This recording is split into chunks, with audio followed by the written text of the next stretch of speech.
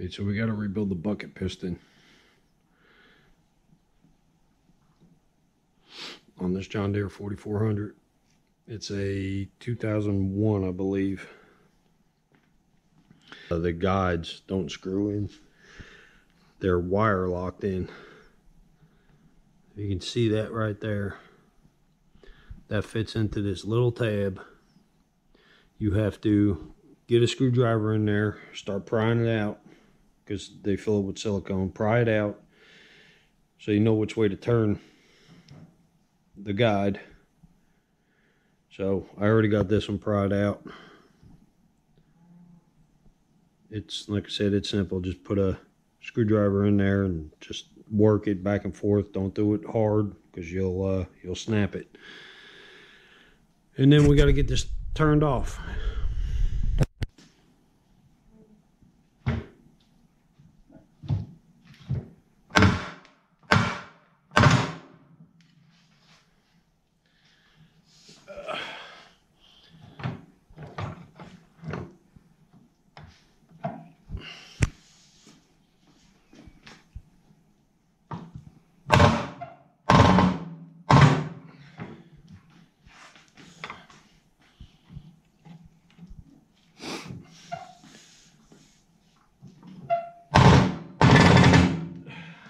This is how long of a pipe I need to get enough leverage to snap this thing loose.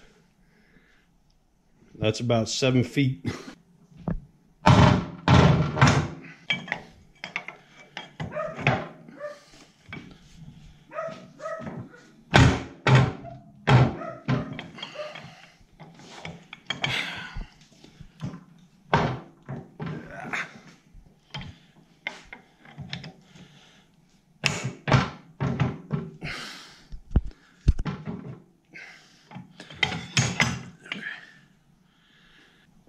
So that's it. That's what it looks like when it comes out. Now you got to be real careful too, because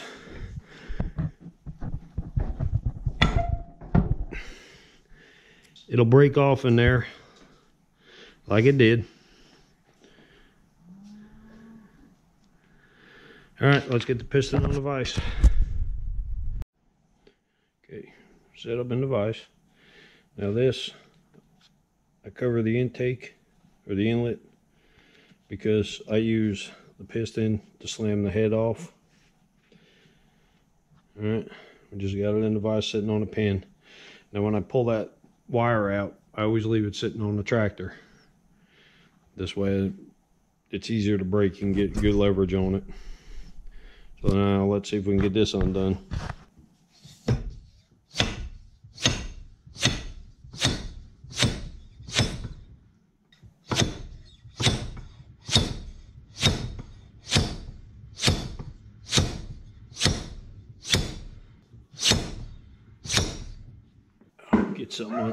We'll get something under it, because you know it's gonna leak some. All right, there we go. It's all out. Okay, do yourself a favor. If you don't have a spanner wrench to get these things off and you're using a pipe wrench, just run some emery cloth around this. Otherwise you will get shards. You will get shards of steel in your hand. Now we gotta get the nut off, and for all you safety nuts out there, I know that's not an impact socket.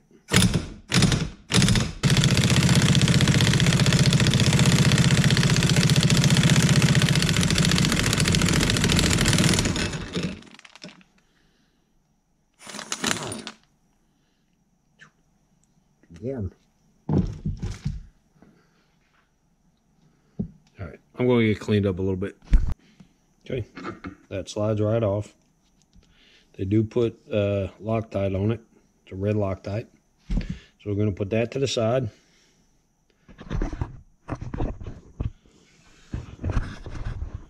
Now, see that? I mean, that's loose as hell in there. So we got to get to those inner seals. Okay, I don't know if you can see it. Right there is where that little retaining ring broke off. There's a tab in there that I have to try to get out somehow. I ain't figured out how I'm going to do it yet, but I will tell you that I did one of these pistons before, and I figured, okay, I could just drill that out. Don't do that. No, no, no. And if you do, have it set, because there's a lip right in here that is adjoining to that. And you'll go right through that lip and that piston leaks. Now I gotta have to replace this whole thing from John Deere for $211. Okay, so no. No, no, no. Okay, I got it out. What I did, and this is, where is it? Just a little tiny piece. Right there. What I did was I soaked it, some ballistol, PB Blaster, WD-40, whatever you want. And I took a pick and I kept weaseling it back and forth. Now, this one broke down below the hole, so I couldn't grab it with pliers. But if you got a lip in there, you know, if it breaks above the hole where you can grab it, I would soak it, just wiggle it back and forth till it loosens up, so you have something to grab on, because I had nothing to grab on with it. Okay, now we'll do the seals. Okay, for these pistons, or cylinders, sorry, here's the part number from John Deere.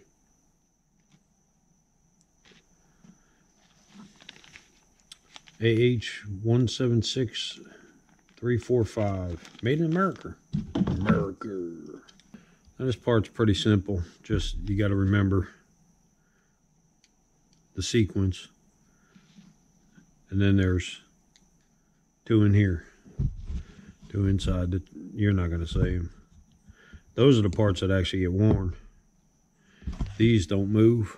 These just seal the cap here onto the cylinder. And then these ones in here, like I said, these are the ones that get worn. These are the ones that the rod rides up and down on.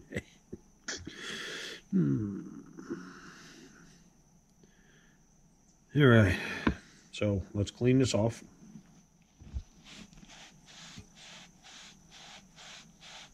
Go spray it with some carb cleaner, and I'll be right back. So you want to hear something funny? Even after sanding this thing down, I just went and sprayed it with carb cleaner. And you know what carb cleaner does when you get it in a cut. Well, yeah. I just had some burning, so I know I already got some metal in me. All right, like I said, this is where, I mean, there's only 6, so it's not overly difficult to remember where they go. I'll do the outside.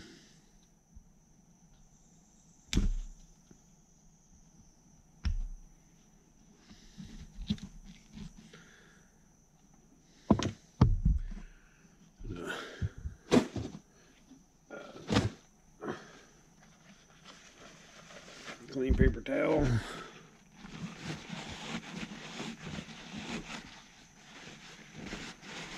Now, I don't have a parts cleaner tub, so that's why I'm not dunking these things. I'm hoping I'm getting all of this on camera. I'm just cleaning out the groove.